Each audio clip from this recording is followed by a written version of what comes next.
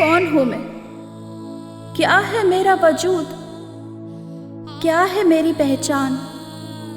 किसी की बेटी, किसी की बहन, किसी की बीवी, या फिर एक जिस्म जिसे नोचने को तैयार है चील, कौवे और भेड़िए।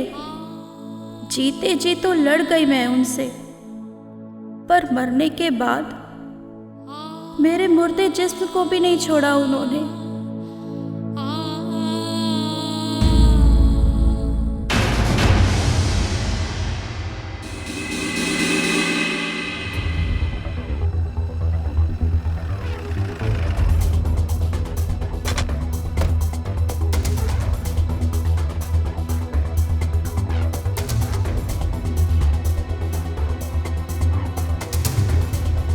देखिए सर, लाश तो पूरी सड़ चुकी है, हड्डियां तक छूट रही है। बॉडी को पोस्टमार्टम के लिए भिजवाओ और आसपास का पूरा एरिया सर्च करो। Okay sir.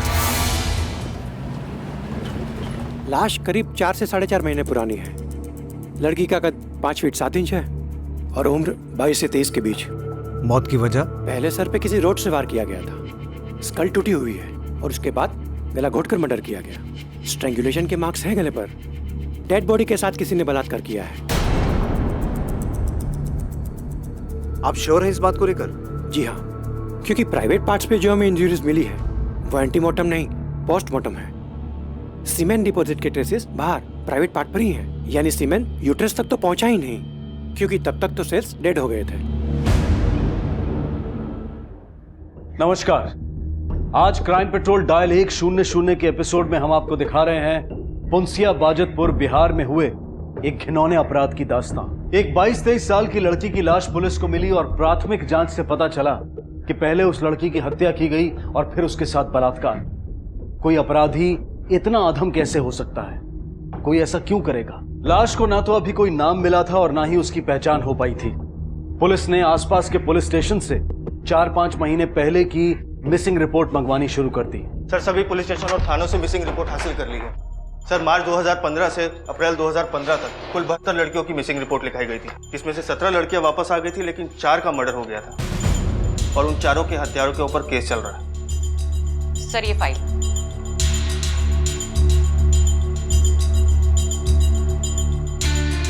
लतिका, तुम्हारी हाइट कितनी? 5.3। और पाठक तुम्हारी? Sir 6 feet. तुम्हारी पत्नी की? तकरीबन 5 फीट 3 इंच। पाठक, जिस लड़की की डेड बॉडी मिली है उसकी हाइट है 5 फीट 7 इंच और हमारे यहाँ इतने ऊंचे कद की लड़कियां बहुत कम मिलती हैं। पाठक, एक काम करो, जिन लड़कियों की मिसिंग केस की फाइल अभी तक क्लोज नहीं हुई है उनके परिवारों से पता करो ऐसी कितनी लड़कियां हैं जिनकी हाइट लगभग इतनी है। सिर्फ उन्हीं परिवारों को शिनाख्त के लिए बुलाओ। मुझे लगता है अब इस लड़की का कद ही इस केस को सुलझाने में हमारी मदद करेगा। लाश काफी गल चुकी थी और अब उसकी पहचान हो पाना मुश्किल था।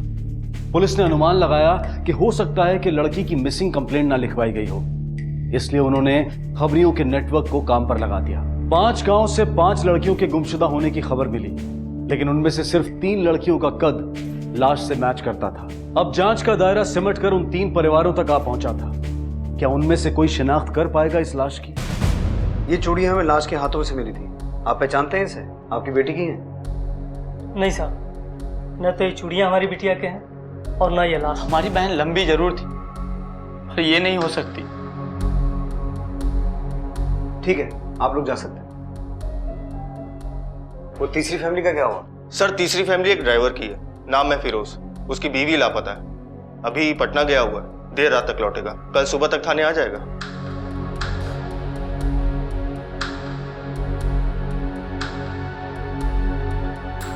नाम क्या है इसका? पता नहीं साहब। तेरी बीवी का जो लापता है? साहब, यू नहीं है। अबे, तेरी बीवी का कोई नाम था कि नहीं? फरीदा। कद? इतना होगा साहब, लेकिन ये सब काहे पूछ रहे हैं आप लोग? 4 महीने से लापता है ना तेरी बीवी? हाँ साहब, लेकिन वो लापता नहीं है, भाग गई किसी दूसरे मर्द के साथ। अरे हमारे लिए तो उसी दिन मर गई थी जिस दिन हमें छोड़ के गई वो। अब उसके अम्मी अब्बू जाने और ऊ जाने, हमसे उसका कोई लेना देना नहीं है साहब, हमें माफ कीजिए। कहाँ रहते हैं उसके माँ बाप? यहीं कटोरिया गांव में। और सुन, जब जरूरत पड़ेगी बुलाएंगे। ठीक है साहब। पाठक, सर। फिरोज के ससुराल वालों को बुलाकर लाश दिखाओ। मुझे लगता है अब यही फैमिली हमें मुजरिम तक पहुंचाएगी।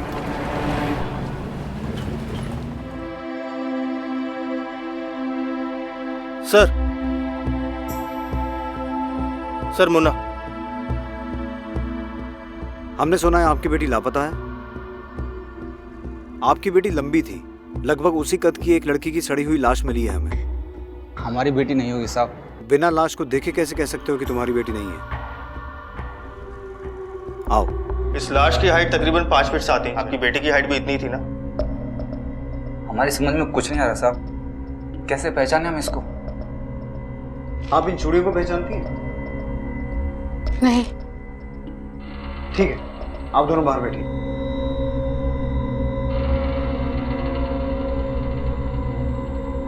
पाठक सर। इन दोनों को लैब लेके जाओ।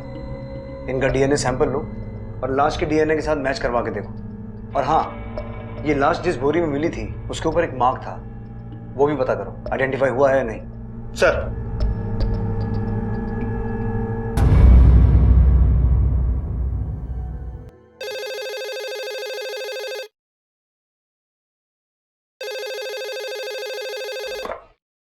हेलो सर, उस लाश का डीएनए मुन्ना बाबू और रज्जो का डीएनए से मैच हो गया।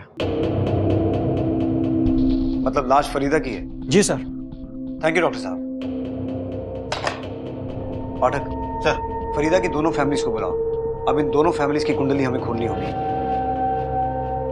फरीदा और उसके शौहर के ताल्लुकात कैसे थे ये पता लगाना बहुत जरूरी है, क्योंकि शौहर तो कह रहा है कि उसकी बीवी किसी के साथ भाग गई थी। सर ऐसा भी तो हो सकता है कि जिसके साथ वो भागी थी उसी ने उसे मार दिया। हो सकता है, लेकिन अगर वो किसी के साथ भागी थी तो कोई अपनी प्रेमिका को मारकर उसकी लाश के साथ रेप क्यों करेगा?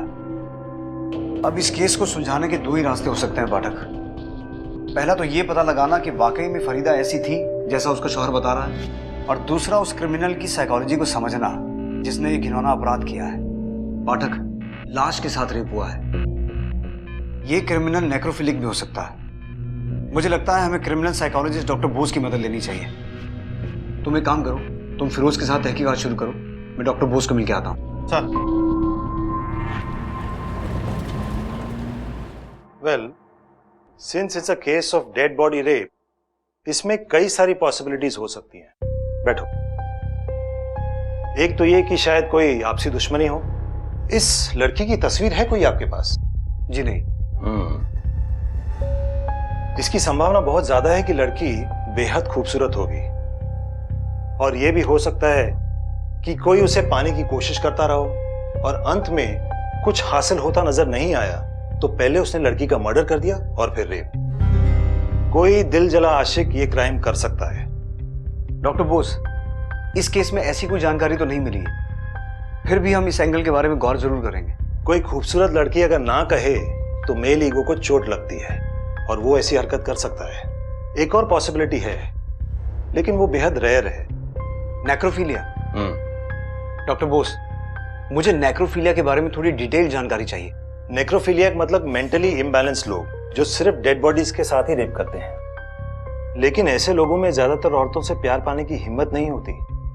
अपीयरेंस से वो लोग शाय दिखते हैं, औरतों से नजरें भी नहीं मिला सकते, लेकिन अपनी शारीरिक जरूरतों की पूर्ति करने के लिए वो लोग डेड बॉडीज की तलाश करते रहते हैं। ऑपर्चुनिस्टिक नेक्रोफीलियाक्स। लेकिन ऐसे केसेस बहुत रेयर होते हैं, क्योंकि हमारे यहाँ ज्यादातर डेड बॉडीज को दफनाया नहीं जाता बल्कि जलाया जाता है। डॉक्टर बोस, ऐसा भी तो हो सकता है कि लड़की का खून किसी और ने किया हो और उसके बाद डेड बॉडी के साथ रेप किसी और ने किया हो सकता है। अगर ऐसा है तो आपको एक नहीं 2 मुजरिमों को तलाशना होगा। लेकिन इस केस को सॉल्व करने का सबसे अच्छा और आसान तरीका है विक्टिम के बारे में जानना, विक्टिम की पर्सनालिटी के बारे में जानना, क्योंकि विक्टिम की हिस्ट्री ही आपको क्लू दे सकती है कि उसे किसने मारा होगा। इसका मतलब है हमें शुरुआत वहां से करनी होगी जहां से फरीदा की कहानी शुरू हुई, उसके अपने माता पिता के घर से भागने से।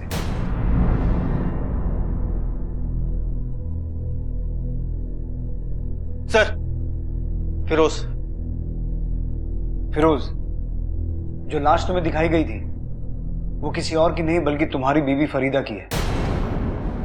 और बड़ी हैरानी की बात है कि उसको मारने के बाद उसकी लाश के साथ रेप हुआ है। रेप हुआ है? सनी तो होना ही था। अच्छा हुआ मर गई, जीते जी तो मार ही डाला था ना उसने हम लोगों को। कोई नहीं सोचा था कि वो ऐसी निकलेगी। फिरोज, तुम फरीदा को कब और कहां मिले थे?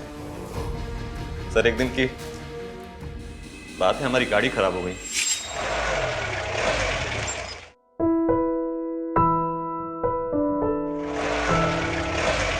हम कुछ मदद करें आपकी? अरे आप क्या मदद करेंगे हमारी? अरे आप गाड़ी स्टार्ट कीजिए, हम धक्का लगाते हैं। क्या बात कर रही हैं? अब आप धक्का देंगी? अरे काहे? कायम धक्का नहीं लगा सकते? अरे लड़की है पर कमजोर नहीं। चलिए आप गाड़ी स्टार्ट कीजिए, हम धक्का लगाते हैं। देखते हैं। चलिए। 1 2 3।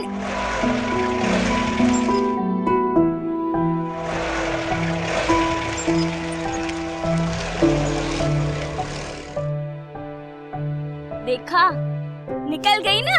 भाई मान गए आपको। सुनिए, कहीं जाना है तो चलिए छोड़ दें। नहीं रहने दीजिए।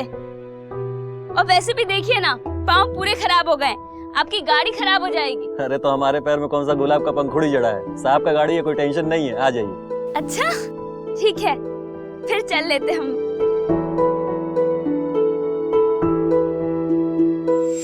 बस साहब, उसमें कुछ बात तो थी कि हमारी गाड़ी के पहिए उसकी घर की ही तरफ घूमने लगे। हम दोनों मिलने लगे। इश्क हो गया था साहब उससे। एक दिन हम दोनों ने भाग कर निकाह कर लिया। हम दोनों बहुत खुश थे एक दूसरे के साथ। उसे अपनी लंबाई पे बहुत गुमान था।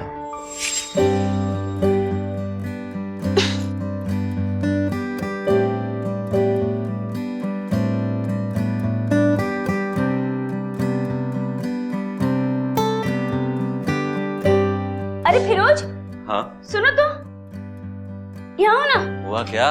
इतना काहे शर्मा रहे हो? हाँ, बीवी है हम तुम्हारी, कोई परोसन नहीं। अरे लेकिन काम का है। बस यहाँ खड़े रहो, काम कुछ भी नहीं है। चुपचाप खड़े रहो और निहारो कि तुम्हारी बीवी कैसे पंखा साफ करती है। जो काम वहाँ छुप छुप के कर रहे हो ना, तो यहाँ पर करो। क्यों? हाय अल्लाह, ये तो देखा ही नहीं हमने। 1 फुट नाटे रह गए तुम हमसे। लगता है तुम्हारी अम्मी तुम्हें बचपन में दूध कम पिला रही। अच्छा जी, अभी बता। अरे नहीं। सुनो, अब बताओ, इसकी अम्मा ने कम दूध पिलाया? सिर्फ 2 इंच से चूक गए हम, वरना हमारे शौहर हमसे नाटे होते। गलत आदमी से दिल लगा बैठे ना। तुमने ना जरूर कोई चीटिंग की होगी हमारे साथ। चीटिंग तो वो कर रही थी हमारे साथ। घर वालों से लड़ाई लेके निकाह किए थे उसके साथ, अपनों से दुश्मनी मोल लिए थे। बदले में उसने कहा दिया धोखा। घर छोड़ के भाग गई किसी यार के साथ। फिरोज, क्या लगता है तुम्हें, किसके साथ भागी होगी तुम्हारी बीवी? पता नहीं साहब, पता नहीं किस किस के साथ चक्कर चला रही थी। अरे हमारी तो इज्जत ही मिट्टी में मिला के गई। अब कहां मुंह दिखाएंगे साथ वालों को? ठीक है, तुम फिलहाल जा सकते हो। पाठक सर, इस फरीदा को समझने के लिए अब उसके माँ बाप से मिलना होगा, क्योंकि शायद उनसे मिलने के बाद इस किरदार का कोई दूसरा पहलू सामने आए।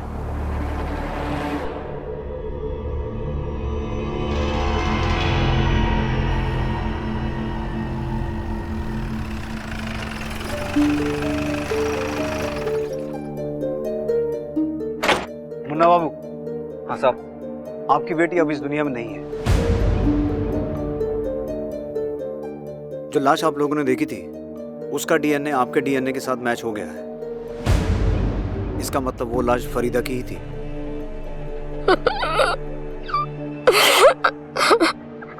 संभालिए अपने आप को। मुन्ना बाबू, हम आपकी बेटी के कातिल को ढूंढ रहे हैं और इस काम में हमें आपकी मदद चाहिए। हमने आपको पहले बताया नहीं, लेकिन आपकी बेटी का पहले कत्ल हुआ और फिर उसकी लाश के साथ किसी ने जबरदस्ती की। बलात्कार किया उसके साथ। आपको किसी पर शक है? कोई अंदाजा है कौन हो सकता है जो आपकी बेटी के साथ ऐसा घिनौना अपराध कर सकता है? नहीं साहब, सच कहें तो हम हमारी बेटी के बारे में कभी समझ ही नहीं पाए। बड़ी उम्मीद थी उससे, किस बाप को नहीं होती। पर एक दिन वो भाग गई किसी के साथ। बाद में पता चला कि उसने शादी कर ली है। दोनों कहीं अलग रहने लगे। लड़के का नाम फिरोज था। फिर फिरोज के माँ बाप ने भी उन दोनों का रिश्ता कबूल कर लिया और फिरोज अपने खानदान के साथ ही रहने लगा। हमें लगा कि हमारी बिटिया खुश है वहां। ईद का मौका था, हम दोनों बिटिया की ससुराल गए। लीजिए, मुंह मीठा कीजिए, आपकी बेटी फिर से भाग गई। अरे वैसे भी आप लोगों को तो अपने आप पर फक्र होना चाहिए। अरे ऐसा क्या सिखाया है आप लोगों ने? ऐसे कौन सी परवरिश दी है अपनी बेटी को? कोई भी चाहने वाला मिला नहीं कि वो भाग जाती है। अरे फरीदा की अम्मी, आप क्यों सर झुका रही हैं? अरे खाइए, मिठाई खाइए। अरे अम्मी, थोड़ा भी जाने दो। छोड़ो क्या मुन्ना बाबू, आपने तो ऐसी बहू दी कि तमाशा देखने के लिए मेला जाने की जरूरत ही नहीं पड़ी। हमको ही तमाशा बना के गई वो। ये ऐसे बुत बने क्या सुन रहे हैं? चलिए निकलिए, दफा होइए यहाँ से। चलिए उठिए। लड़की के माँ बाप थे हम, शर्म से सर झुकाकर लौटा। बुरा मत मानिएगा, लेकिन जब फरीदा आप लोगों के साथ यहाँ रहती थी शादी से पहले, तब उसका किसी के साथ कुछ? नहीं साहब, हमारी बेटी ऐसी नहीं थी। हाँ, वो बहुत हंसी मजाक करती थी। वो कद में लंबी थी ना, इसलिए जो भी लड़के उससे कद में छोटे थे ना, उनका बहुत मजाक उड़ाया करती थी। पर हमारी बेटी ऐसी नहीं थी। आपकी बेटी और फिरोज के बीच मोहब्बत थी, फिर उनकी शादी भी हो गई। फिर अचानक ऐसा क्या हुआ कि? ये तो हमारी भी समझ में नहीं आ रहा साहब। 1-1.5 साल में ऐसा क्या हो गया कि वो भाग गई? आपके पास आपकी बेटी की कोई तस्वीर तो होगी?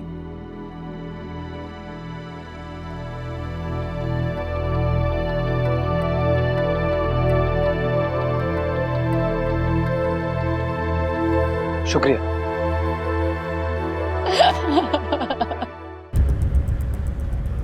जैसा कि डॉक्टर बोस ने कहा था, लड़की वाकई खूबसूरत है। ऐसा लगता है ये खूबसूरती ही इसकी दुश्मन बनी होगी। बहुत चाहने वाले होंगे इसके। सर कोई दिलजला आशिक भी तो हो सकता है इसके पीछे।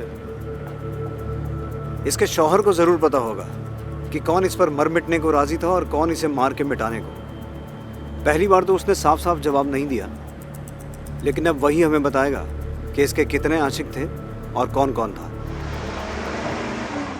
फिरोज, ये तो तय है कि तुम्हारी बीवी का खून किसी दिलजले आशिक ने किया है। साहब कहा जाने कितने दिल जले आशिक थे उसके। अरे बच्चलन थी साहब, हम तो फंस गए उससे शादी करके। हमारे घर से ही भाग गई। भागकर गई कहाँ थी और किसके साथ भागी थी? पता नहीं साहब, लेकिन आए दिन लोग उसको इधर उधर देखा करते थे उसके आशिकों के साथ। और ये आशिक था कौन? किसने देखा? कहाँ देखा? अभी 4-5 महीने पहले देखा गया था उसको उसके आशिक के साथ, यही कबीरपुर दरगाह पर। रघु भैया ने देखा था उसको, दौड़ के आए और हमको बताया, लेकिन जब तक हम लोग वहां जाते निकल चुके थे दोनों। रघु भैया कौन है? हमारे गांव में रहते हैं। कहीं उसी की नजर तो नहीं थी फरीदा पर? अरे नहीं साहब, बहुत अच्छे आदमी हैं, बड़े भाई के जैसे हैं। हमारे निकाह में बहुत मदद किए थे। पाठक, दरगाह पे जाके पता करो, पता तो चले ये सच बोल रहा है या झूठ। सर बाबा, इस लड़की को पहचानते हैं क्या? जी हाँ, बड़ी नेक लड़की है ये। अक्सर यहाँ आती थी, 2 रकात नमाज पढ़ती थी, दुआ मांगती थी।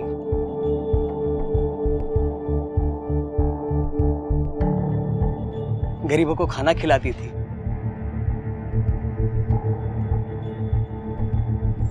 पर पिछले 4-5 महीनों से तो मैंने उसे यहाँ देखा नहीं। पर हमारी जानकारी के हिसाब से तो वो यहाँ किसी के साथ आती थी।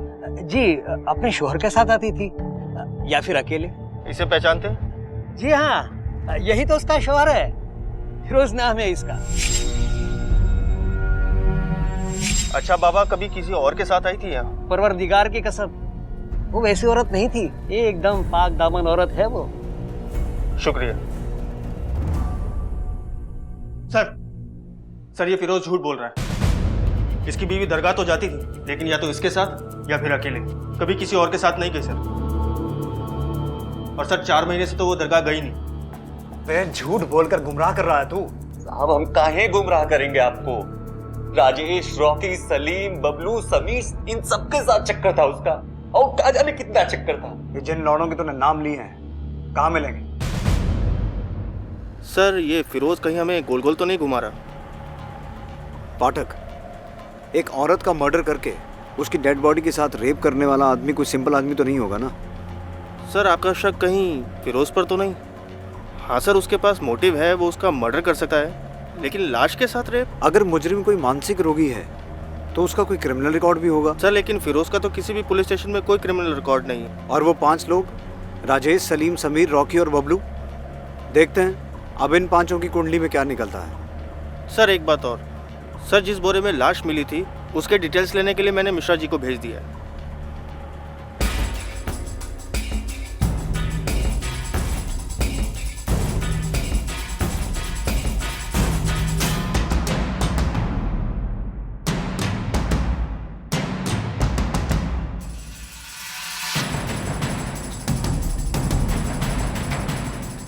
रॉकी ना पत्ते वो तेरा पेरी करता है। चुप रोतले, हरदम रोते ही रहता है। अरे पुलिस साहब साहब, पत्ते खेल रहे थे, जुआनी खेल रहे थे हम लोग। सिखा मत। राजेश कौन है? ये साहब। तूने फरीदा को आखिरी बार कब और कहाँ देखा था? सब फरीदा भाभी को उनके घर पे। भाभी बोलता है, तेरा चक्कर था ना उसके साथ? अरे नहीं साहब, अम्मा कसम, हमने तो बस एक बार उनके हाथ की बनाई फिरनी खाई थी, बस उसके बाद तो मैंने देखा भी नहीं साहब। जब से वो गायब हुई तब से कहीं देखा? नहीं साहब, कहीं नहीं देखा। राजेश झूठ मत बोल, फिरोज ने हमें बताया कि तू उससे मिलता था। साहब वो झूठ बोल रहा है, सारा हमको वो तुझी को क्यों फंसा रहा है? कोई तो वजह होगी ना। गायब होने से पहले उसको मैं फिरोज के साथ लड़ते हुए देखा था। हमारे वजह से घर में कौरा मचा है, हमारे वजह से? मत खुलाओ तुम हमारा। अरे तो तू ही बता ना, वही रात कव्वाली जाने के लिए क्यों मिली जब हम घर पे नहीं थे? किसके साथ गई थी तू? जब तुम साहब के साथ में गाड़ी लेकर जाते हो, रात कहाँ बिताते हो ना, एक मालूम नहीं है का हमें? अशफाक भाई सब किससे बताया तुम्हारे? हमारा हाथ मत लगाना हम पे, बाकी जनानियों की तरह कमजोर नहीं है हम। उस दिन किस तरह से फंसे हुए पहिए को निकाल लिया था ना, उसी तरह तुम्हारा हाथ उधर फेंक देंगे। एक दिन कव्वाली कहाँ चले गए तो क्या बच्चा हो गए का हम? अरे कुछ ना कुछ तो करती होगी ना तू, बार बार नाम काहे उछलता है तुम्हारा? बस इतनी परेशानी है, इतना ही शक है तो काहे ना तलाक ले लेते हमसे? बबलू तू बता, क्या जानता है फरीदा और फिरोज के बारे में? पता नहीं साहब, वो लोग हमेशा लड़ाई झगड़ा करते रहते हैं। समीर कहाँ मिलेगा? समीर से पूछताछ करके कोई फायदा नहीं, वो तो कभी किसी औरत की तरफ नजर भी उठाकर नहीं देखता था। उसका किसी के साथ क्या चक्कर होगा साहब? पाठक सर, समीर को उठा के लेकर आओ और इन सबका पार्सल थाने भिजवाओ। सर। सर सर ये है समीर।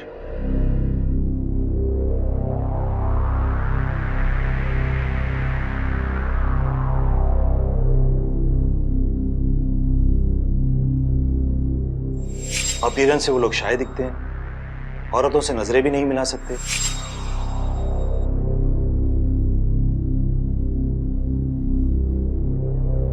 पाठक इससे पूछताछ हम नहीं करेंगे। तो फिर कौन करेगा सर? समीर, समीर नाम है ना तेरा? बैठ। मस्ताना लेडीज टेलर के यहाँ कटिंग का काम करते हो ना तुम? जी मैडम। फरीदा आती थी वहाँ? हाँ। नीचे क्या देख रहा है? नजरें मिलाकर बात कर। खूबसूरत थी ना वो? जी जी नहीं मैडम।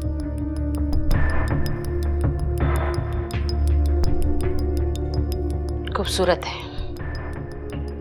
दिल तो आ ही गया होगा ना?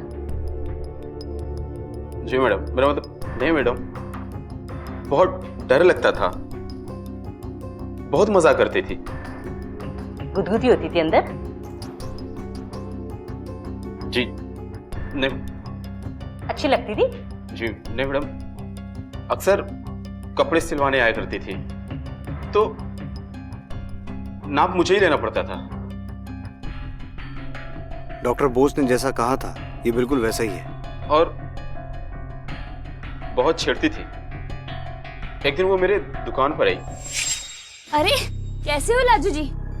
अच्छा लाजू जी, अब एक काम करिए, फटाफट से हमारा माप ले लीजिए। वो कहा ना सलवार कमीज सिलवानी है। जी वो मास्टर जी नहीं है। अरे मास्टर जी नहीं है तो क्या हुआ, आप तो है ना, जल्दी से माप ले लीजिए हमारा। वो आपने वो फिल्म देखी है जो नई आई है, ओ ऐश्वर्या राय की? हाँ, उसमें कैसी कुर्ती सिली है, बस डिट्टो ऐसी सिलवानी है हमें।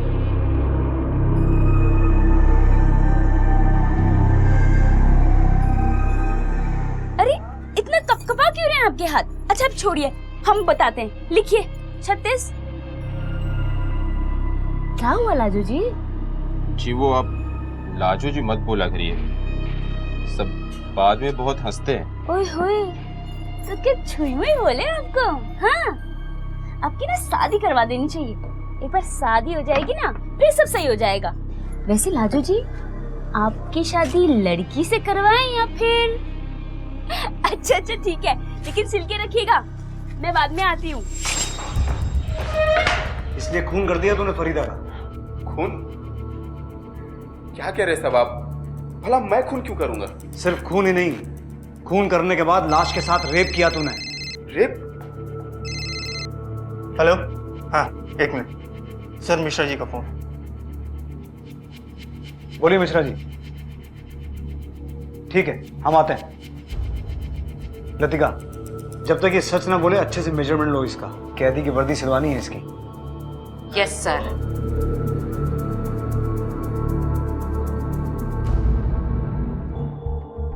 जी सर, ये बोरी तो हमारे क्या की है, लेकिन इसमें लाश कैसे आई ये मैं कैसे बता सकता हूँ? पुंसिया गांव से कोई आपकी बोरी खरीदता है? नहीं सर। पुंसिया का कोई आदमी यहाँ काम करता है? एक मिनट, हाँ मंडल जरा अंदर आना। कोई बड़ा केस है साहब क्या? फुंसिया गांव से कोई हमारे यहाँ काम करता है क्या? सर वो अपना टेम्पो ड्राइवर रघु, वहीं का है। ये रघु भैया कौन है? हमारे गांव में रहते हैं। बुलाओ उसे। सर 2-3 दिन से छुट्टी पे, बीमार है। उसका नंबर और एड्रेस दीजिए, पर याद रहे उसे बताना मत, समझ गए ना? रघु जिस पर फिरोज को बेहद भरोसा था, उसकी क्या भूमिका थी इस जुर्म में?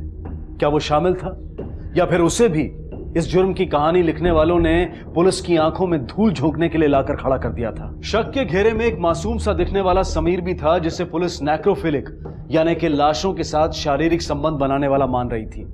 क्या वो सकुचा सा, सहमा सा मासूम युवक वाकई इस जुर्म का सूत्रधार था?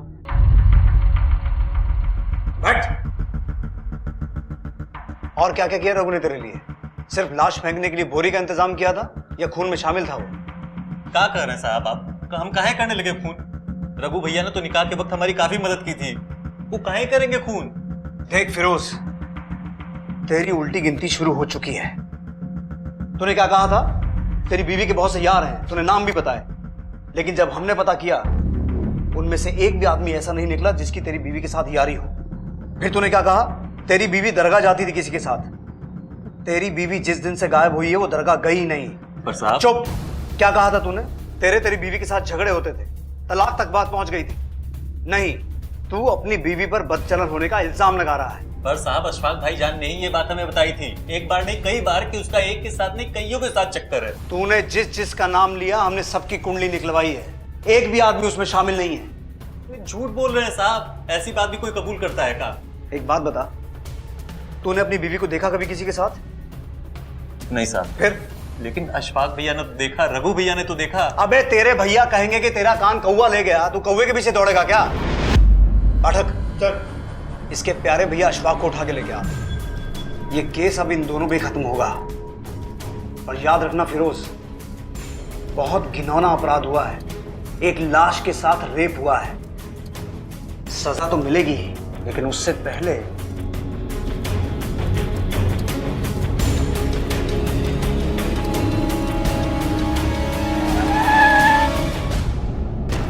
चल अशफाक खड़ा हो। अरे साहब, तेरे हजामत हम बनाते हैं। अरे साहब, लेके चल। साहब, फरीदा औरत नहीं, आफत थी, आफत। तो उस आफत को तूने रास्ते से हटाया या तूने अपने भाई की मदद की उसे रास्ते से हटाने में? अल्लाह कसम साहब, मैंने कुछ नहीं किया, पर यह सच है कि मेरे छोटे भाई की बीवी की हरकतें कुछ ठीक नहीं थी। अच्छा, जरा हम भी तो सुने। फिरोज जब घर से निकल जाता तो फरीदा भी कहीं गायब हो जाती, देर देर तक घर नहीं आती।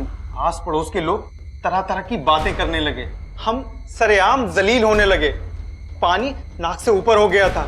तब जाके मैंने फिरोज को सच सच बताया। मोहब्बत अपनी जगह, अब वो तेरी बीवी है, नजर रखा कर उस पर। ना जाने क्या क्या किसके साथ करती फिरती है, अब मुझसे बर्दाश्त नहीं होता है। अरे ऐसी बात ही तो पहले बताना चाहिए था ना, अब क्यों बता रहे हो? बड़ा भाई हूं तुम्हारा, अच्छा ही लगता है ये सब कहना। कब तक कोई खामोश रहे? एक बार समझाने की कोशिश की तो उल्टा मेरे ऊपर पलट पड़ी, भला बुरा कहने लगी।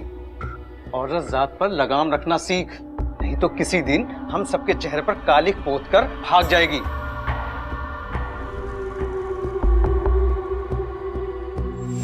साहब, मैंने फिरोज को कई बार आगाह किया, सब लोगों ने देखा। घर से भागने के बाद बेहयाई से सर उठाकर घूम रही थी। क्या करता साहब, सब कुछ अपने भाई को बताना पड़ा। भाई ने कहा तो सच, बीवी ने कहा तो झूठ। ऐसी बात नहीं है साहब, आपको पता नहीं है, अशफाक भाईजान नहीं रहते तो हम कभी घर वापस नहीं आ सकते थे। तो भाई का कर्जा तूने ऐसे चुकाया, बीवी की जान लेकर। लेकिन एक बात बता फिरोज, लाश के साथ बलात्कार करते हुए तुझे घिन नहीं आई? क्या बात कर रहे हैं साहब आप? हम इतने गिरे हुए नहीं कि मुर्दे के साथ, और ना ही अशफाक भाईजान इतने गिरे हुए हैं। जरूर उस फरीदा का कोई ना कोई आशिक रहा होगा जिसने उसके साथ ये सब किया होगा। अरे उस घोड़ी को हम लगाम कस ही नहीं पाए, खून क्या करेंगे? और रही अशफाक भैया की बात, अरे उनके पीछे तो खुद ही दौड़ी थी मारने वो। अरे फिरोज, ये कहाँ है? जब कल रात हम घर पे नहीं थे, कहाँ थी तू? काहे बौखला रहे हो इतना? कव्वाली सुनने गए थे। किसके साथ गई थी कव्वाली सुनने? जैसे अपने घर से भागी थे हमारे साथ, किसी और के साथ भागने का इरादा है क्या तेरा? फिरोज, जबान संभाल के बात करो। आवाज नीची, शौहर है हम तेरे। बहुत कुछ बताया अशफाक भाईजान ने तेरे बारे में। हाँ तो जाके कह दो अपने अशफाक भाई से। हाँ, बीवी हम तुम्हारे, निगाह की है तुम्हारे साथ में। कोई घर में पड़ा हुआ पैजामा नहीं कि 4 दिन वो पहने 4 दिन तुम। अशफाक! अरे बाप रे! अब आपको यकीन नहीं आता तो बबलू से पूछ लीजिए। बबलू ने जो बताना था बता दिया है। अब तो सिर्फ ये बता, तूने अपनी बीवी को मारा क्यों? जिसकी कसम खिलानी है खिला लीजिए साहब, हमने खून नहीं किया। अरे एक तो थप्पड़ जरूर मारा है उसको जब गुस्सा मगज पे चढ़ जाता था। अरे भाई को गाली देगी तो गुस्सा नहीं आएगा का? तो तू फरीदा के बारे में अफवाहें फैला रहा था और अपने भाई के मन में शक के बीज बो रहा था। नहीं साहब, मेरा छोटा भाई तो मेरे बेटे जैसा है साहब। नहीं साहब, क्या बे, हम कंचे खेलते हैं और तू हमारा बड़ा भाई है जो हमें घुमाएगा? नहीं साहब, हम तो छोटे लोग हैं, हम क्या घुमाएंगे। लेकिन हम सच बता रहे हैं, आस पड़ोस में तरह तरह की बातें होने लगी तो किसी का भी दिमाग खराब हो जाता। यहाँ तक तो हमने फिरोज को कई बार समझाया, भाई ठंडे दिमाग से काम ले। तो इसका मतलब ये हुआ कि फरीदा का खून तूने नहीं, तेरे भाई ने किया है।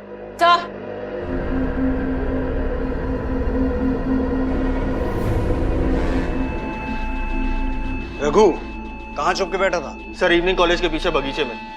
ये और राजेश दोनों दोस्त हैं और दोनों के दोनों हिस्ट्री शीटर। अब इनकी हिस्ट्री के नए पन्ने हम लिखेंगे। मिश्रा जी, आप प्रस्तावना लिखिए, हम आते हैं। जी सर। लतिका जी समीर को जाने दो। जी सर। पाठक सर, अब इस केस का असली मुजरिम हमारे हाथ में है। अशफाक, फिरोज, राजेश या रघु, या फिर ये चारों।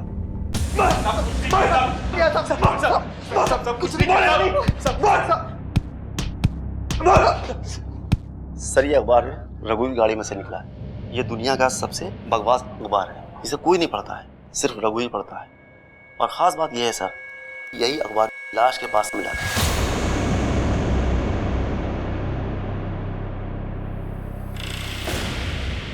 बोलो, क्यों मारा फरीदा को? साहब हमने नहीं मारा साहब, बोलना रघु।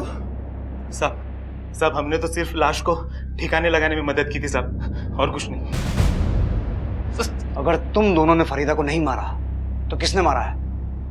लाश के साथ रेप किसने किया? What?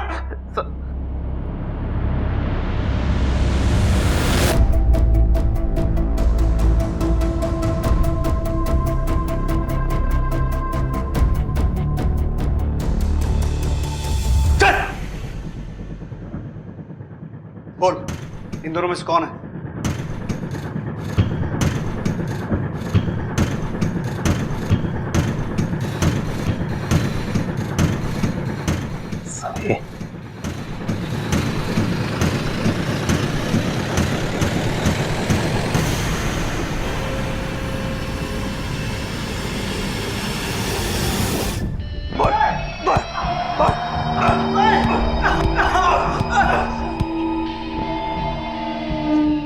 बोलेगा भी।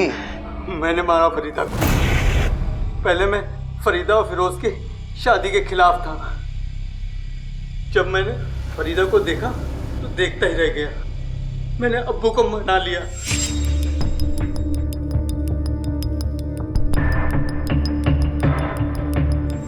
और तुरंत उन दोनों को घर ले आए। मैंने सोचा फरीदा मेरे इस एहसान का बदला चुकाएगी, मुझे करीब आने देगी, लेकिन ऐसा नहीं हुआ। एक दिन मौका पाकर मैंने पीछे से उसे दबोच लिया।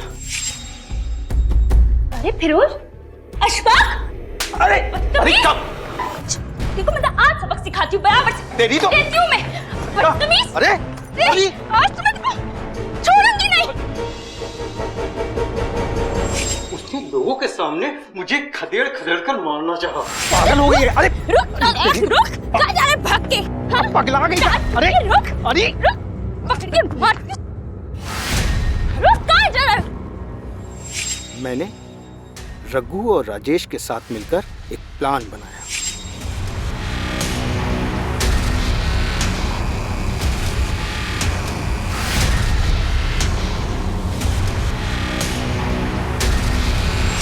उसे रघु पर बड़ा यकीन था। रघु को उसके पास भेजा। भाभी जान, अस्सलाम वालेकुम। वालेकुम अस्सलाम। आइए भाई। और भाभी जी, आपको एक खुशखबरी देना चाहते हैं। हाँ बताइए। जो फिरोज भाई है ना, फिरोज भाई ने घर बनाने के लिए एक जमीन खरीदी। तो मैंने ये सोचा कि कहीं आपको बाद में जमीन पसंद ना आए, तो चलो मेरे साथ आपको दिखा देता हूँ। अरे सोचिए मत भाभी जी, चलो मेरे साथ, मैं आपको दिखा देता हूँ। अच्छा, खुशी की बात है, इतने का सोचना। आइए भाभी जी, मैं हूँ ना आपके साथ। हाँ हाँ चले। जमीन दिखाने के बहाने टेम्पो में उसे बिठा लाए।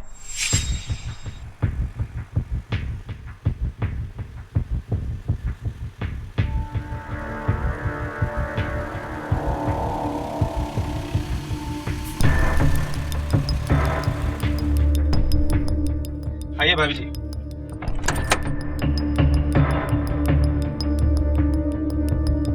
ये देखिए, ये जमीन खरीदी है इतना बढ़िया सा।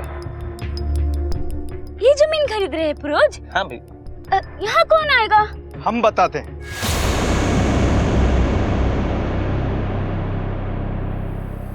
अशफाक, यहाँ से थोड़ी दूर पर है वो जमीन जो तुम्हारे लिए मुकर्रर की गई है। देखोगी तो हैरान हो जाओगी। रघु भाई, ये यहाँ क्या कर रहे हैं? हम यहाँ क्या कर...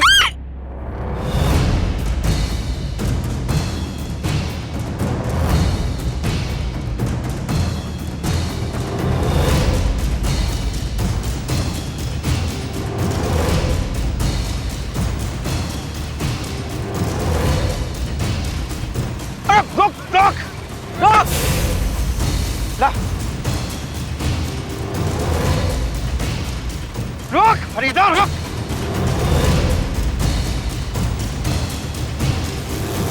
रुक, रुक, रुक।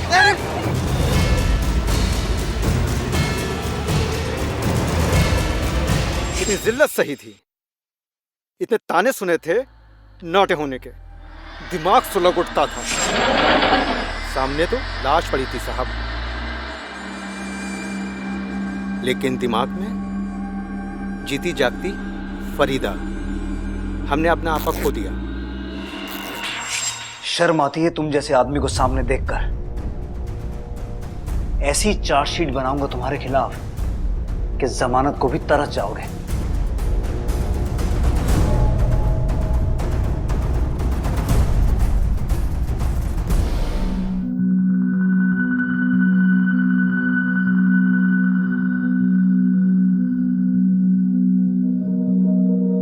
अरे ताई, श्रेया कुठे? अरे लगता है वो अंदर तैयार हो रही होगी, और जब तक मैं उसे बाहर नहीं लाऊंगी ना, लगता है वो आएगी ही नहीं। प्रभा ने पार्टी इतनी झकास दी है कि कोई कमी ही नहीं छोड़ी। अब कैसे नहीं देती, मेरी श्रेया की पार्टी है भाई, और इतनी मेहनत उसी के लिए तो करती हूँ मैं। बिल्कुल सही कहा भाई, बच्चों के लिए तो कितना भी करो कम है, और तुम तो 2 नौकरियां करती हो। मेरा तो एक रिक्शा चलाने में टायर पंचर हो जाता है। अब जल्दी बुलाओ श्रेया को, वरना बच्चे लोग कंट्रोल नहीं कर पाएंगे। हाँ अभी बुलाती हूँ। श्रेया, श्रेया कुठे गेली? अरे अभी तक तैयार नहीं हुई है लड़की। श्रेया, अरे ये लाइट को क्या हो गया? अरे आप लोग सब घबराओ मत, मैं मोमबत्ती जला रही हूँ। क्या हो रहा है? कैसी आवाजें आ रही हैं?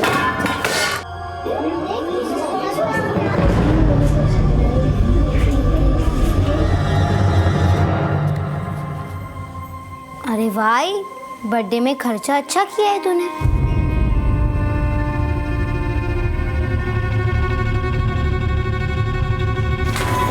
दिन रात मेहनत करती हूँ, एक एक पैसा कमाने में पसीने निकल जाते हैं मेरे, फिर भी इतनी मुश्किल से इतना महंगा केक लाई थी तेरे लिए, लेकिन तुझे तो ये सब दिखाई नहीं देता ना।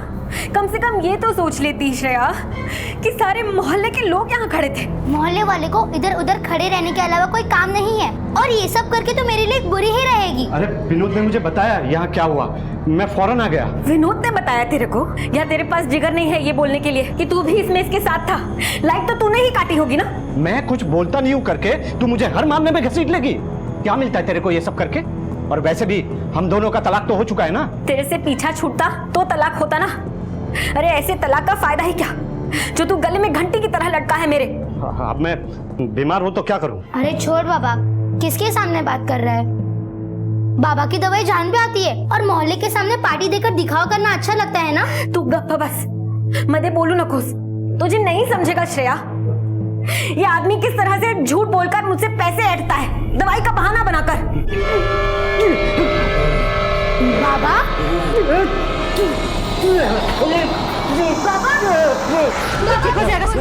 परिवार, ये शब्द जब भी हमारे जहन में आता है तो चाहे हम किसी भी परिस्थिति में क्यों ना हो, हमारे चेहरे पर एक हल्की सी मुस्कान आ जाती है। ये मुस्कान जिंदगी के उन बेहतरीन पलों की वजह से होती है जो हमने अपने घर वालों के साथ बिताए होते हैं। आमतौर पर एक परिवार में जितना प्यार होता है उतनी ही तकरार भी होती है, लेकिन ये तकरार किसी परिवार को कमजोर नहीं बनाती, बल्कि आने वाली चुनौतियों के लिए और मजबूती के साथ खड़े होने की ताकत देती है। और वहीं कई बार कुछ ऐसे हालात पैदा हो जाते हैं जिसके बाद परिस्थितियां बदलने लगती हैं। आज की इस कहानी में प्रभा के साथ भी कुछ ऐसा ही हो रहा था। उसका पारिवारिक रिश्ता बिल्कुल ठीक नहीं चल रहा था। अपने पति के साथ उसका तलाक हो चुका था, और साथ ही साथ प्रभा और उसकी बेटी के बीच में दूरियां आ चुकी थी। आखिर ऐसा क्यों था?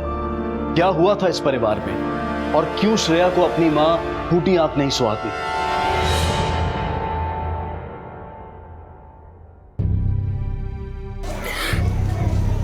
अगर प्रभा, वो बच्ची है, बच्चों से गलतियां होती हैं, उस पर इतनी सोचने की क्या जरूरत है?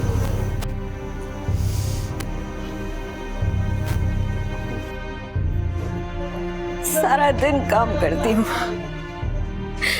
और फिर रात को ये सब। मेरी तो जैसे जिंदगी ही बर्बाद हो गई है। 13 साल हो गए, काश मैंने कभी सुबह से शादी ही नहीं की होती।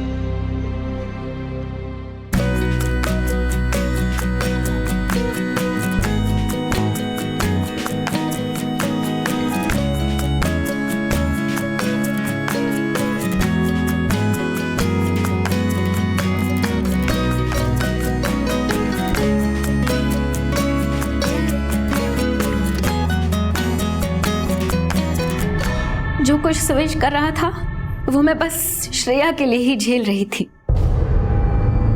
ये क्या है? ये गिर गई थी तो मैंने फेंक दिया इसको। सुवेश, मुझे नहीं लगता कि अब तुम्हें दवाइयों की जरूरत है। तुम्हें भी अब नौकरी ढूंढ लेनी चाहिए। कब तक मैं ऐसे अकेले काम करती रहूंगी? क्यों तू इसे वापस बीमार कर देना चाहती है? अभी अभी तो ठीक होने लगा है बेचारा।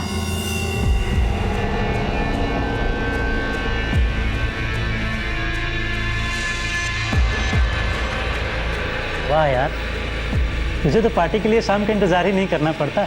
भाई को शाम को 7 बजे के बाद आती है, उससे पहले दिन भर ऐश ही ऐश। तूने तो साला पूरा मामला ही पलट दिया। एक तरफ तेरी बीवी कमाती भी है, घर का सारा काम भी करती है, ऐसे जैसे तेरी बीवी नहीं कोई लॉटरी हो। तू साला घर पे ऐश कर रहा है। लोगों को बीमारी दुख देती है, पर मुझे देख, मुझसे ज्यादा सुखी इंसान देखा है कभी इस दुनिया में? है? एक बात बता, तुझे सच में कोई बीमारी है, ऐसा ही हवा बांध रहा है? मैंने अपने बीमारी को ही अपना हथियार बना लिया। 4-5 दौड़ छोड़ दे कि दौड़े पड़ना कम ना हो। अब मैं इतना बीमार थोड़ी ना हूँ जितना मेरी बीवी समझती है। यार दारू खत्म हो गई यार। अरे श्रेया बेटा, दूसरी वाली बोतल ले आ। हाँ आ जा बेटा, आ जा। ये ले। बाबा बर्फ भी डाल दूं? हाँ बेटा, अंकल को 2 बर्फ डाल दे। शक तो मेरे को पहले से ही था तेरे पे। अपने दोस्त के ग्लास में अपनी बेटी से दारू डलवाते हुए शर्म नहीं आई तेरे को? अरे कम से कम अपनी अय्याशियों के लिए अपनी बेटी का इस्तेमाल करना तो बंद कर। बात को इतना लंबा क्यों खींच रही है? बात लंबी हो या छोटी, अब तो बात कोर्ट में ही निपटेगी।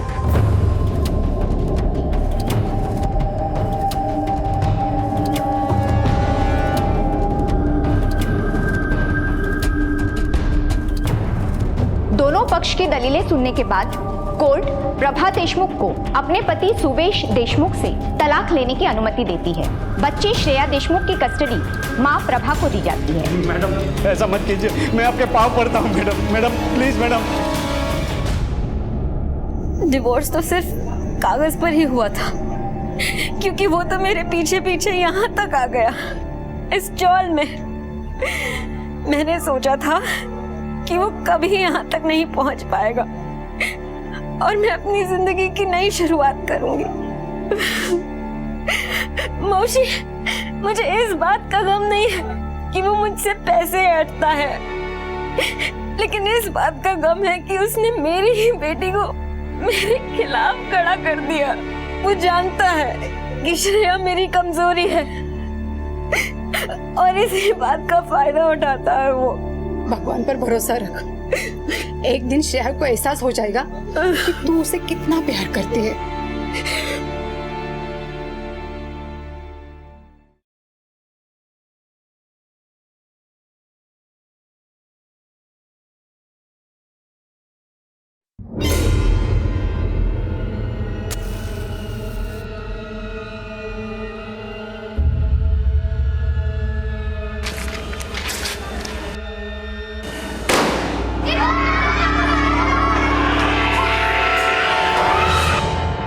ये फ्रूट फेशियल है ना मैम, आपको बिल्कुल गोरा गोरा कर देगा।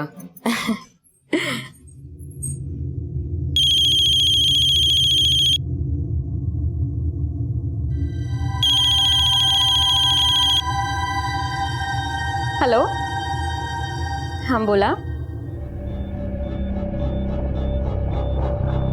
क्या?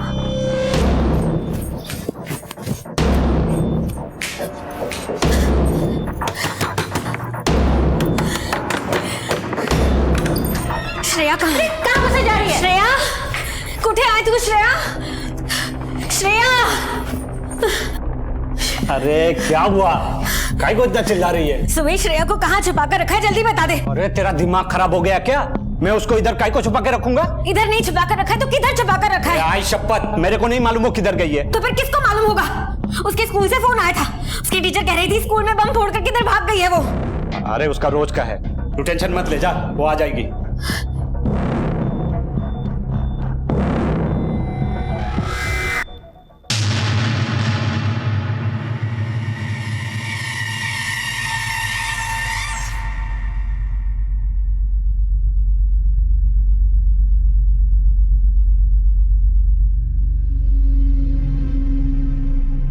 दुर्गा मौसी, कहीं नहीं मिल रही है श्रेया।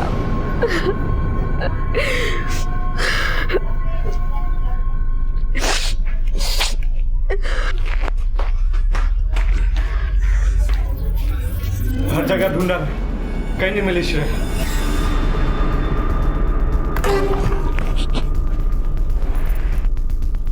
तुम लोग फिर आ गए? साहब, मेरी बेटी श्रेया वो मिल नहीं रही है। तुम लोगों का रोज कुछ ना कुछ चलता है ना? साहब, ये मेरी सास है, इसी ने मेरे पैसे चुराए हैं। आप एक बार इसके घर में देखिए, मेरी जमा पूंजी यहीं मिलेगी। हाँ हाँ साहब, आप आओ और देख लो पूरा घर। मैंने चोरी नहीं की तो मैं क्यों डरूं? शिंदे बाग जरा।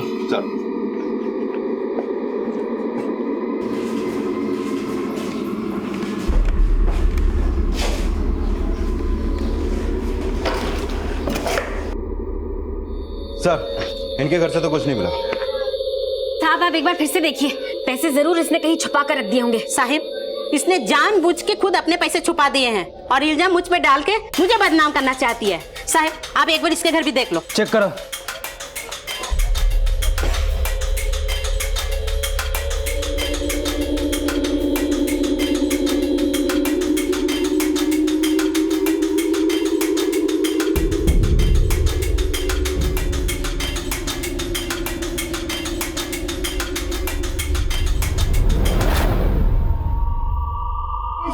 चलिए देखें। ये क्या है? ये पैसे श्रेया के बैग में कैसे आ गए? साहब जरूर इसने ही। हाँ, यही सब करने के लिए हम बैठे हुए हैं। तो और क्या करने के लिए बैठे हो? कुछ भी बोलते रहती है। चुप! हे बघा, तुमची नाटकं बघायला माझ्याकडे वेळ नाही. अगली बार ध्यान रहे.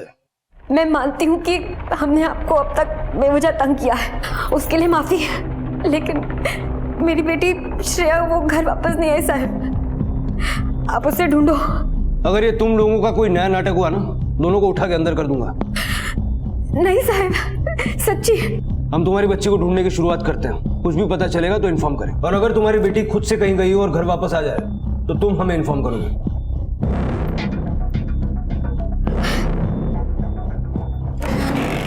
सर ये फिर से इनका कोई नया नाटक तो नहीं है? शिंदे ये तो पता लगाना होगा, बात एक बच्ची की है, मामला अगर इनके बीच का भी हो तब भी हमें बच्ची को तो ढूंढ निकालना है। बच्ची आखिरी बार स्कूल में दिखी थी, तफ्तीश वहीं से शुरू करते हैं। अक्सर आपसी झगड़ों और बातचीत के दौरान हम ये सोचते हैं कि हमारे आसपास मौजूद बच्चे ये समझ नहीं सकते, लेकिन हम पूरी तरह से गलत हैं। इस उम्र में किसी भी चीज को समझने की लालसा अपनी चरम सीमा पर होती है। अबोध मन हमेशा अपने आसपास मौजूद हर पहेली को सुलझाना चाहता है।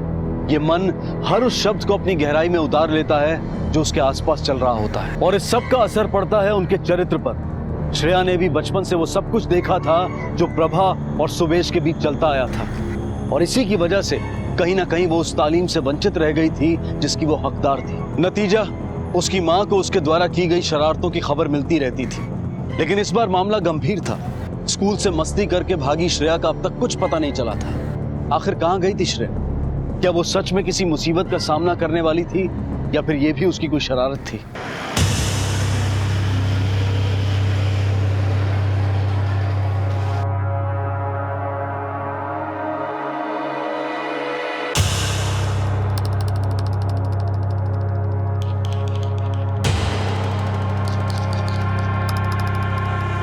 सर इस श्रेया का ट्रैक रिकॉर्ड कुछ खास नहीं है स्कूल में। टीचर्स भी उसके बारे में कुछ अच्छा नहीं बोल रही है। काफ़ी कंप्लेंट्स है उसके बारे में स्कूल में। शिंदे, उसको घर का माहौल कैसा मिला ये भी तो देखो। ऐसे माहौल में कोई भी बच्चा ठीक कैसे रहेगा? सर अगर ये श्रेया अपनी मर्जी से स्कूल से भागी तो वो गई कहाँ, और अगर वो कहीं गई भी तो गई क्यों, कुछ समझ में नहीं आ रहा सर।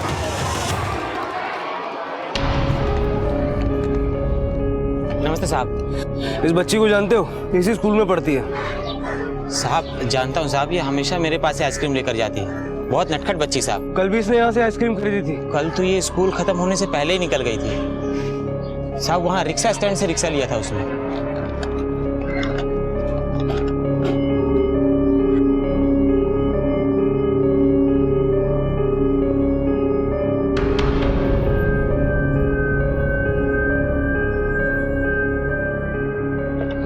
सुनो भैया, ये बच्ची स्कूल में पढ़ती है, कल यहाँ से ऑटो में बैठ के गई है, इसको देखा?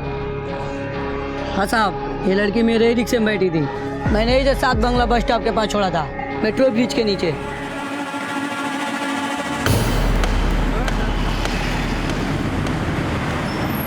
शिंदे, ये श्रेया 7 बंगला बस स्टॉप क्यों गई होगी? सर 7 बंगला मेट्रो ब्रिज के पास जो बस स्टॉप है उसके आसपास को सर्विलेंस सीसीटीवी लगे हुए हैं, शायद उसकी फुटेज से कुछ हाथ लगे। सारा फुटेज मंगवाओ। Okay sir.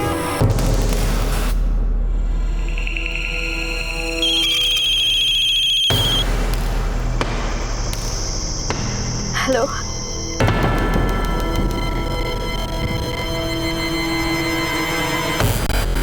सर ये देखिए श्रेया 7 बंगला बस स्टॉप पे खड़ी गई है।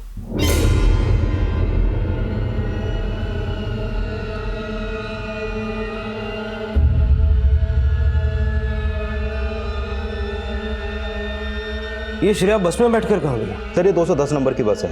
7 बंगला बस स्टॉप से लेकर लास्ट स्टॉप तक सिर्फ 4 स्टॉप्स हैं, और आखिरी स्टॉप है वर्सोवा। सर इतने बड़े एरिया में से ढूंढ पाना मुश्किल होगा। शिंदे, एटलीस्ट ये तो पता चला कि श्रेया वर्सोवा की तरफ गई थी। अब ये पता करना है कि वो वहाँ क्यों गई थी और किससे मिलने गई थी। मात्रे के साथ अपने 2 आदमी और भेजो और उस एरिया में पूछताछ करवाओ। हो सकता है किसी ने बच्ची को देखा हो।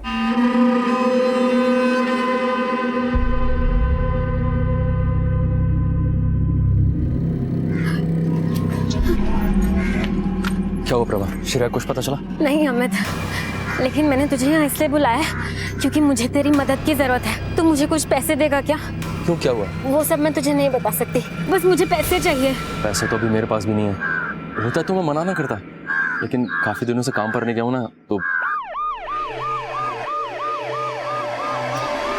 अच्छा ठीक है, अब तू जा।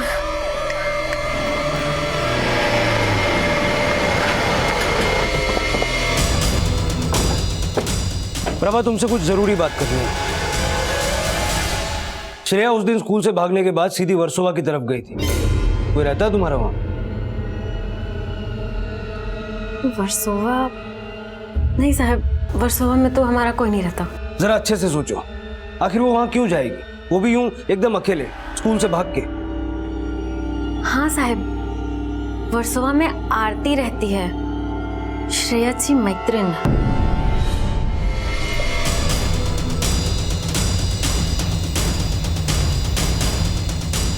आरती, आपकी फ्रेंड श्रेया आपसे मिलने आई थी?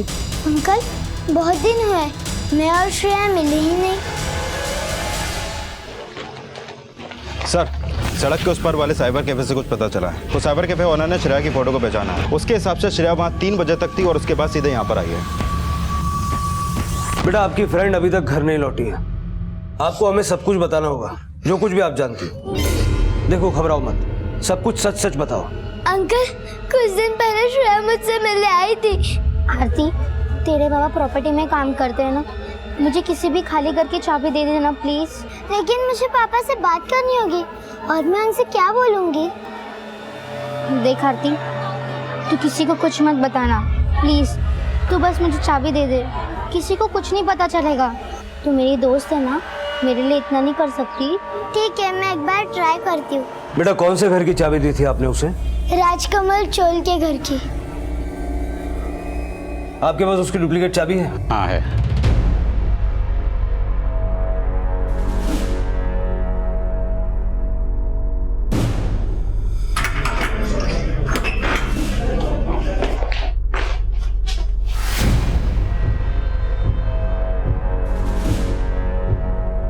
तुम अंदर चेक करो।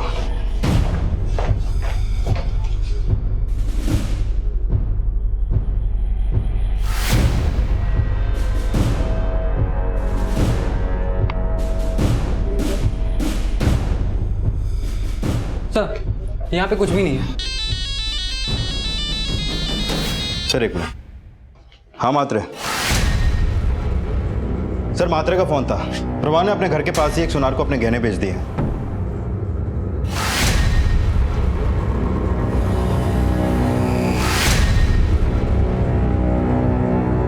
कितने मिले सारे गहनों के प्रभा? गहने? कौन से गहने? मैं तो अपने काम से वापस आ रही हूँ। प्रभा, हमारे पास गंवाने के लिए वक्त नहीं है। हम तुम्हारी बेटी को बचाकर उसे वापस लाना चाहते हैं। कहीं श्रेया के लिए कोई धमकी भरा कॉल तो नहीं आया तुम्हें? देखो प्रभा, तुम्हारे लिए ये समझना बेहद जरूरी है कि हम ही हैं जो उसको बचा सकते हैं और वापस ला सकते हैं। 50,000 मांगे साहब। फोन आया था मुझे। किसने मांगे तुमसे पैसे? जानती हो उसे? मैं नहीं जानती साहब, बस फोन आया था और कहा कि 50,000 रुपए देना पड़ेगा और श्रेया उनके पास है और अगर नहीं दिए तो वो श्रेया को मार देंगे।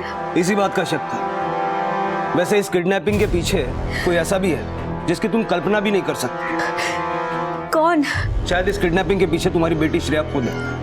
क्या?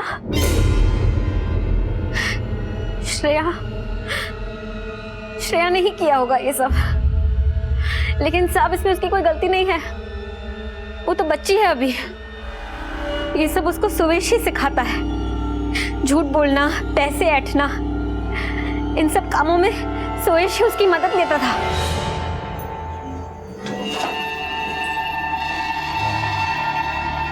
अरे आई, नाश्ता तैयार है?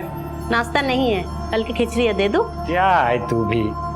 प्रभा के घर से देख क्या मस्त खाने की खुशबू आ रही है। कुछ तो करना पड़ेगा।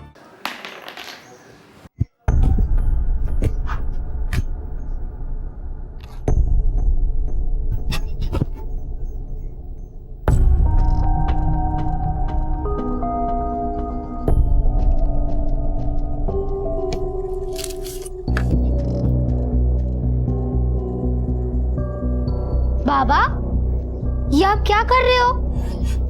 बहुत भूख लग रही है बेटा। कमजोरी के हमारे चक्कर से आने लगे। वो किस्मत में अगर ये कचरे से खाना चुनना लिखा तो क्या कर सकते बेटा। तेरी आय तो पैसा नहीं देगी ना मुझे खाना खाने के लिए। पिछले 7 दिनों तक एक दवाई तक नहीं खरीद पा रहा हूँ। पता नहीं अब कितना दिनों तक जिंदा रहूंगा मैं। ये आप छोड़िए, चलिए मेरे साथ। आई आली, अरे तू इसको क्यों लाई यहाँ पर? तू पहले अंदर जा और बाबा के लिए खाना ला। किसके लिए खाना लाऊं? अरे मेरा बस चले तो इसे जहर दे दूं मैं। ठीक है, मत दे। मैं और बाबा कच्चे में से ही खाना खाएंगे। चलो बाबा। रुक, लाती हूँ। बेटा आजिल अपन बुलाओ। वो भी तो हमारे साथ खाना खाएगी ना। हो बाबा। क्या?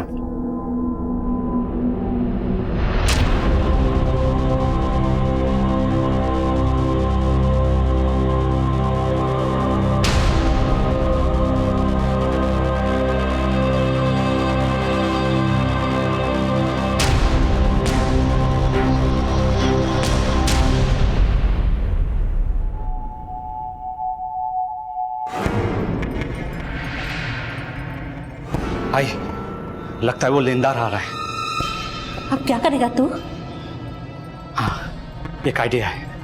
वो लोग एक बीमार आदमी पे तो हाथ नहीं उठाएंगे। चलो 1 मिनट के लिए मान भी लेते हैं कि वो पैसे के लिए एक बीमार आदमी का धुलाई कर देगा, लेकिन एक बच्ची पे हाथ नहीं उठाएगा, है ना? रुक, मैं आता हूं। अरे श्रेया सुन, इधर आ। एक काम है, आजा आजा। क्या हुआ बाबा? चल ना, चल इधर आ। चल, रुक। चल तू ना बेटा यहाँ लेट जा, ठीक है? क्या हुआ बाबा? आप मुझे यहाँ लिटा क्यों रहे हो? बेटा तेरे बाबा को ना एक आदमी को पैसे देने हैं। उस आदमी को अगर बाबा ने पैसे नहीं दिए ना, वो आदमी बाबा को बहुत मारेगा। तू चाहती है बेटा बाबा को कोई मारे? तो ले जा, ले जा।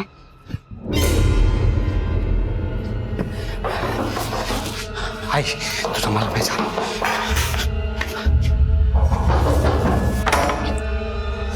अरे कौन है? काकी, सुरेश को बाहर भेजो। हम लोग जानते हैं कि वो अंदर ही है। आज मैं अपने पैसे लेकर ही जाऊंगा। वो तो बहुत बीमार है बेटा। हम लोगों ने तुमसे पैसे उधार लिए हैं, थोड़ी दिन में लौटा देंगे। श्रेया, श्रेया, श्रेया, अरे अंदर कहाँ घुसे जा रही है? श्रेया, किसने लिटाया तुझे यहाँ? सुवेश ना? अरे आप जिसे ढूंढ रहे हो वहां से भाग रहा है। साला, चल चल।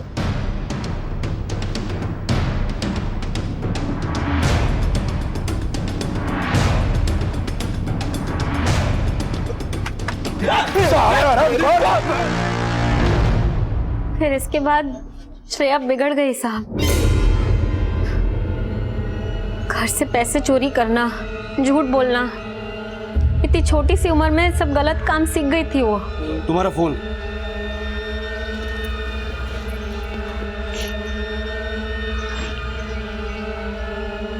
इसमें से कौन सा नंबर था जिससे कॉल आया था? ये दूसरा वाला 022444982। ये तो किसी पीसीओ का नंबर लगता है। एक काम करो, इस नंबर के बारे में पता करो, तब तक मैं सुवेश की बीमारी की खबर लेता हूँ। चल।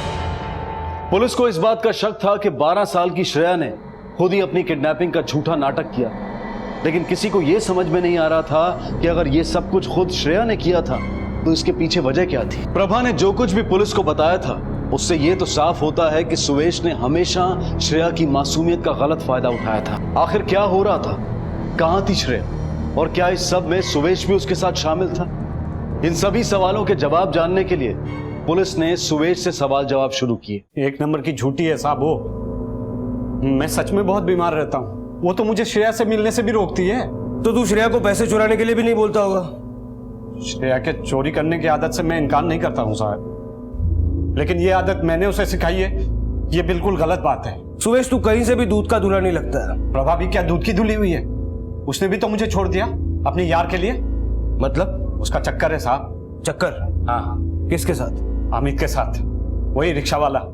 मुझे श्रेया ने बताया था देर रात को वो घर आता है।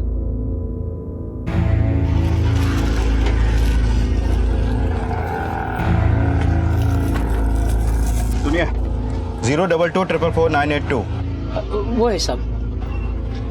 क्यों, क्या हुआ? इस नंबर से एक धमकी भरा कॉल आया था। मामला किडनैपिंग का है। कोई आदमी यहाँ आया था इस 10-12 साल की लड़की के साथ। ये कैसे बता सकता हूँ साहब मैं? यहाँ तो 50 लोग आते हैं।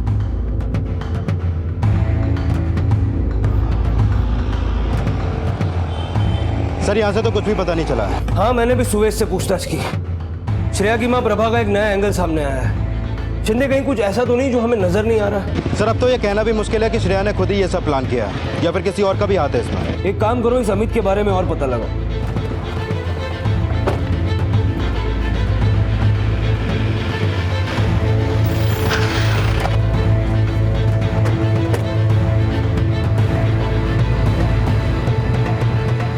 सुनिए।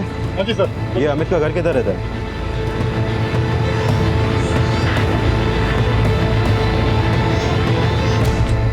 सुनिए, ये अमित का घर कहाँ है? यहाँ से राइट। Thank you.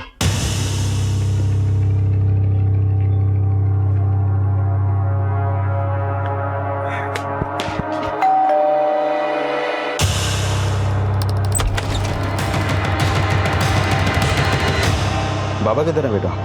साहब, अमित तो बाहर गया है। बेटा श्रेया को जानते हो? हाँ सर, मैं श्रेया को जानता हूँ। वो मेरी स्कूल में पढ़ती है और वो मुझे बिल्कुल अच्छी नहीं लगती। क्यों नहीं अच्छी लगती बेटा तुम्हें? ऐसा क्या हुआ? वो मेरे घर पे आके रहने वाली है। तुम्हारे घर में? क्यों बेटा? मेरे बाबा और उसकी यही शादी करने वाले हैं। सर ये प्रभा का अफेयर कहानी में एक नया एंगल जोड़ रहा है। हाँ, इस अफेयर के बारे में सुवेश ने भी बताया था, जो उसे श्रेया से पता चला। अमित के बेटे को भी ये बात मालूम है, बस प्रभा ने ये बात हमसे खुद छुपा के रखी। अमित और प्रभा को लेकर आओ। साहब, हम दोनों एक दूसरे को पसंद करते हैं, लेकिन इसका मतलब ये नहीं है कि मैं श्रेया को कुछ कर दूंगी। सबसे ज्यादा प्यार मैं श्रेया से ही करती हूँ। पर श्रेया तो तुमसे नफरत करती थी। तेरे और अमित के चक्कर के बारे में भी उसे पता था। इससे तेरा मोटिव और स्ट्रांग हो जाता है। और तू बिना ब्रेक लगाए सारी कहानी फटाफट बता। पता चला बहुत दिनों से तेरा रिक्शा नहीं निकला है। पैसों की जरूरत तो तुझे भी होगी। साहब मेरा रिक्शा मेरे पास है ही नहीं, बनने को दिया है इसलिए नहीं चलाया। और साहब प्रभा का तलाक हो चुका था और मेरी बीवी को तो मरे काफी टाइम हो गया, इसलिए हम दोनों ने सोचा कि एक दूसरे का सहारा बनते हैं। साहब श्रेया मेरी भी बेटी जैसी है, उसको कुछ करने का तो मैं सोच भी नहीं सकता। मासूमियत घोल के पी गए हो तुम दोनों, लेकिन मैं सब पता करके रहूंगा। और जहां मुझे पता चला कि सबके पीछे तुम दोनों हो, नाक से पानी पिला दूंगा।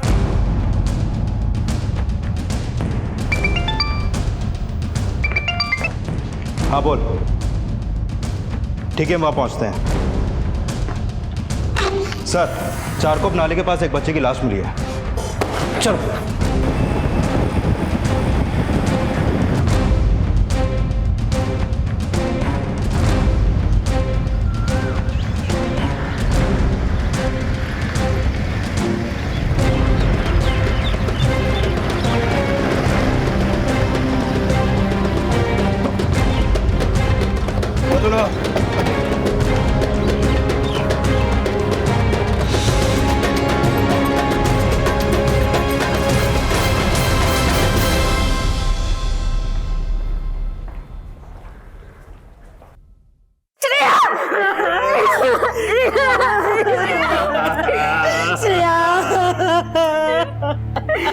एक 12 साल की बच्ची को बड़ी निर्दयता से मारा गया था। एक किडनैपिंग का केस जो खुद श्रेया ने रचा था, अब उसके मर्डर केस में तब्दील हो चुका था। आखिर कौन था जिसने इस बच्ची की हत्या की थी?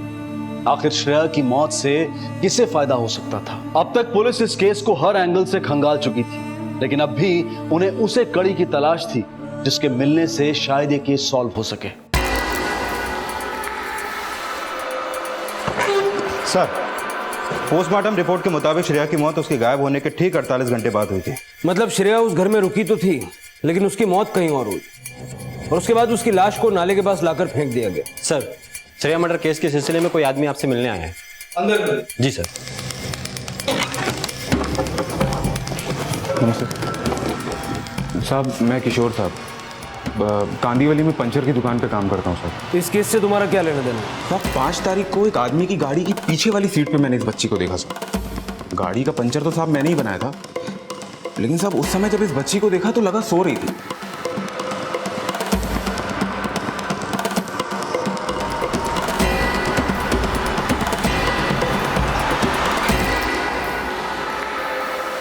लेकिन साहब अब तो जरूर लगता है कि ये बेहोश थी बच्ची साहब। ड्राइवर का स्केच बनाने में हमारी मदद करो। साहब उसने तो अपना मुंह ढक रखा था साहब, लेकिन आज सुबह पेपर में बच्ची की फोटो देखते ही मैं यहाँ आ गया साहब। गाड़ी नंबर याद है? साहब लाल कलर की छोटी गाड़ी थी साहब। अब दिन भर में साहब इतनी गाड़ियां देखते हैं, ध्यान तो नहीं रहता, लेकिन साहब गाड़ी का आखिरी नंबर साहब 8-9 था। ठीक है तुम जाओ, अगर कुछ भी जरूरत पड़ेगी तो दोबारा बुलाएंगे। नमस्ते। शिंदे 5 तारीख को मर्डर हुआ और लाश मिलती है अब। इस पंक्चर वाले ने भी श्रेया को उसी दिन गाड़ी में देखा था। ये जो कोई भी मुंह ढका हुआ आदमी है, इसी ने श्रेया को मारा है। ये देखो, ये रहा वो नाला जहां में श्रेया की लाश बरामद हुई, और ये है प्रभा की चौल, और उसके ठीक बीच पड़ती है कांदिवली की ये पंक्चर की दुकान। शिंदे मुझे शक हो रहा है कि जिसने श्रेया को मारा है वो प्रभा की चौल का है, और श्रेया और प्रभा को जानने वाला है। शिंदे इस चौल को टारगेट करो, ये लाल गाड़ी हमें खूनी तक पहुंचा सकती है।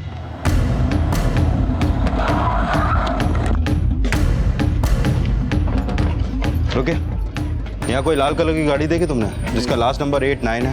नहीं।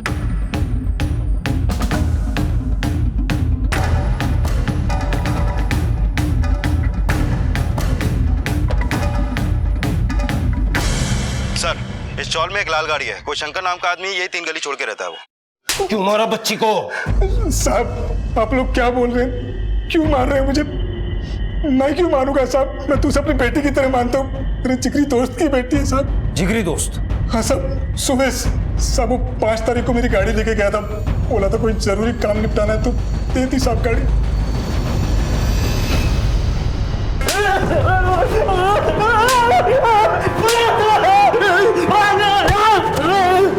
तूने ही मारा है अपनी बेटी को। चल बोल वरना उल्टा लटका के मारूंगा। बता दो साहब, प्रभा से पैसे निकलवाने के लिए मैंने और श्रेया ने मिलकर ये प्लान किया था, लेकिन ये बात गलत है कि मैंने उसे मारा है साहब। तुझे इतने पैसों की क्या जरूरत पड़ी जो तूने इतना बड़ा प्लान बनाया? लेनदारों को पैसे देने थे साहब, मैं क्या करता, जीना आराम हो गया था साहब मेरा। फिर श्रेया ने झट से एक घर का इंतजाम कर लिया। प्लान ये था कि पैसे मिलने तक वो उस घर में ही छुपी रहेंगी, लेकिन उस दिन मुझे ऐसा लगा जैसे कोई मेरा पीछा कर रहा है, शायद कोई लेनदार। जब भी मुझे ढूंढने कोई लेनदार आता, श्रेया घर में मेरी जगह सो जाती थी। उस दिन भी जब राजकमल चौल के उस घर में मैं श्रेया से मिलने गया तो उसने बोला कि वो मेरी जगह ले लेगी और मैं उस जगह सेफ रहूंगा। ठीक है। मैं जब अगले दिन वापस अपने घर आया तो मैं खुद ये देखकर हैरान हो गया कि श्रेया की लाश मेरे ही बिस्तर पर पड़ी थी।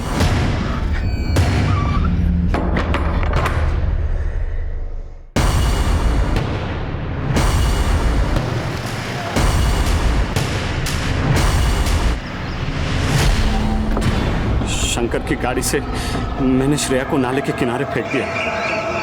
मुझे लगा कि लाश मिलने से पहले ही मैं पैसे निकलवा लूंगा।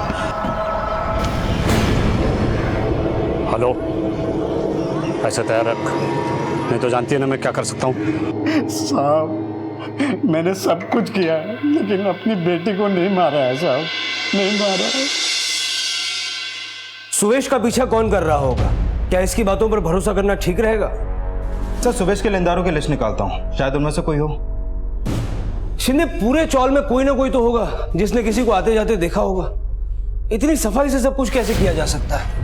सर, वैसे दोपहर के वक्त उस चौल में चहल पहल कमी रहती है। सर, एक काम करता हूँ, मैं अपने खबरियों का नेटवर्क एक्टिव करता हूँ, चौल के लोगों से पूछताछ करता हूँ, शायद वहां से कोई सुराग हाथ लगे। सर, चौल में लोगों ने पूछताछ में इस आदमी के बारे में बताया है, इसे दोपहर में उस चौल में देखा गया है। सर, इसकी कुंडली निकाली तो पता चला कि एक सुपारी किलर है और फिलहाल में एक मर्डर केस में अंदर था। ये नाम क्या है इसका? सर, राजू नाम है इसका, अभी बेल पे बाहर है। वापस अंदर जाने का वक्त आ गया, जहां भी मिले वहां से घसीट के लाओ सालों।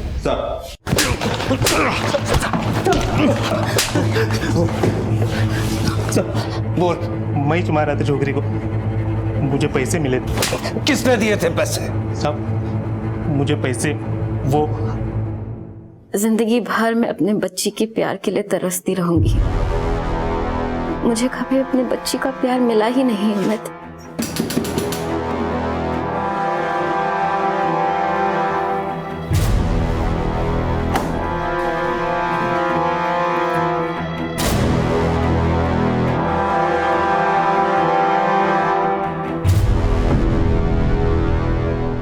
बच्ची को? बोल। साहब मैंने ऑटो बेचकर सुपारी दी थी साहब, लेकिन साहब सुपारी श्रेया की नहीं, सुवेश की थी। साहब सुवेश प्रभा को बहुत परेशान करता था और मैं प्रभा से प्यार करता हूँ, उससे शादी करना चाहता हूँ। प्रभा हमेशा श्रेया के प्यार के लिए तरसती थी साहब, लेकिन जब तक ये सुवेश था ना तब तक ये मुमकिन ना हो पाता। इसलिए प्रभा की खुशी की खातिर मैंने सुवेश को रास्ते से हटाने का सोचा था। उस दिन क्या हुआ था? मुझे नहीं पता था कि ये बाप बेटी अपना ही प्लान बना रहे हैं। हम लोगों ने पूरी प्लानिंग की थी। मैं वहां घर के बाहर ही खड़ा था, राजू सुवेश को मार देता और सारा किस्सा खत्म। लेकिन साहब उस दिन एक अलग ही किस्से की शुरुआत हो गई।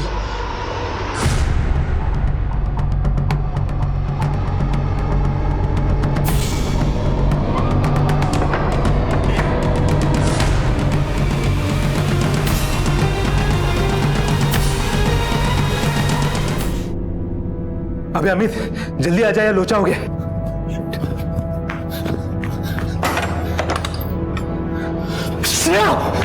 मालूम है कितना बड़ा कांड हो सकता है। अब मैं यहाँ से निकलता हूँ, तू अपने संभाल ले। मुझे लगा बॉडी सुवेश के घर से मिलेगी तो बाद में फंसेगा भी वही, और फिर बाद में मैं प्रभा को सुवेश के खिलाफ भड़काकर अपना रास्ता साफ कर लूंगा। साहब मैंने जो भी किया प्रभा के लिए किया साहब। चल। मेरी जिंदगी की गलतियों की सजा मेरी बेटी को भुगतनी पड़ी। सुवेश और मेरे झगड़े की वजह से मेरी बेटी की जान चली गई। अब मेरी बेटी कभी वापस नहीं आएगी साहिब, कभी वापस नहीं आएगी। इस केस में एक शख्स ने अपने प्यार को पाने के लिए जुर्म का रास्ता चुना। भले ही उसका मकसद प्रभा को हर तकलीफ से आजादी दिलाना हो, लेकिन किसी भी सही काम की शुरुआत किसी बुरे इरादे के साथ नहीं हो सकती। इस सब के लिए सुवेश भी उतना ही जिम्मेदार है जितना कि अमित। शादी वो पवित्र बंधन है जिसे दो लोग प्यार और विश्वास की ताकत से सींचते हैं। सुवेश ने इस शादी का इस्तेमाल सिर्फ अपने मतलब के लिए किया।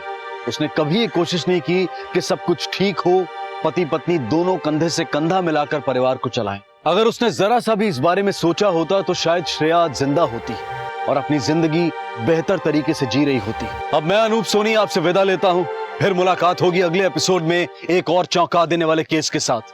तब तक अपना और अपने परिवार का ख्याल रखें और देखते रहें क्राइम पेट्रोल डायल 100। सबक एक को, सीख हम सबको। जय हिंद। क्राइम पेट्रोल के और भी दिलचस्प कहानी देखने के लिए हमारे चैनल को सब्सक्राइब करें और बेल आइकॉन दबाना न भूलें।